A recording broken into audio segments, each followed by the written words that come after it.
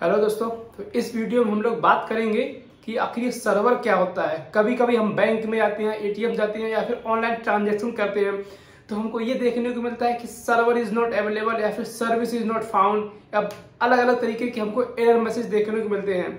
तो आखिर ये सर्वर होता क्या है, कैसे काम करता है, कैसा दिखता है, रहता कहाँ है, कैसे बनता है, तो सब कुछ के बारे में डिटेल में बात करेंगे। सर्वर का मतलब होता है ऐसा कोई जो सर्व करे, हम उसको बोलेंगे भाई ऐसा काम कर दे और वो हमको वैसा काम करके दे, तो उसी को ही सर्वर बोलते हैं।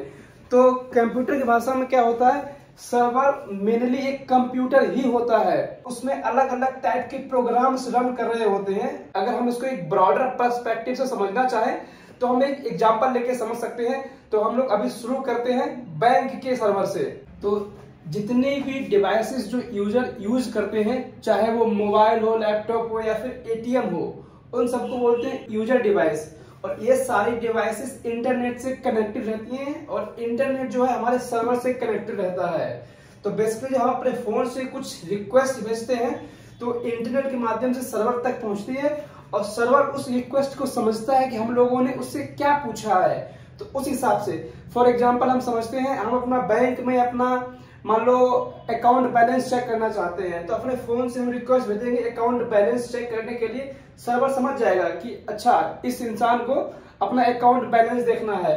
तो जो अकाउंट बैलेंस या फिर जो भी डिटेल्स है वो सारी डेटाबेस में स्टोर रहती है। तो सर्वर जाएगा डेटाबेस से और वहां से सारी इंफॉर्मेशन निकाल के इंटरनेट के माध्यम से वापस फोन या लैपटॉप पे भेज देगी या फिर एटीएम में भेज देगी, जो भी डिवाइस आप यूज कर रहे हैं वहां पर। फॉर एग्जांपल जैसे गूगल है, गूगल का खुद का सर्वर है। तो गूगल पे हम सर्च करते हैं कि who is the prime minister of India, तो हमने ये हमारी जो क्वेरी है वो सर्वर के पास पहुंचेगी, गूगल के सर्वर के पास। और वो अपना जो इंफॉर्मेशन सेव करने के लिए जो डेटाबेस होता है, डेटाबेस मेनली एक जगह होती है जहां पर सारी इंफॉर्मेशन स्टोर रहती है।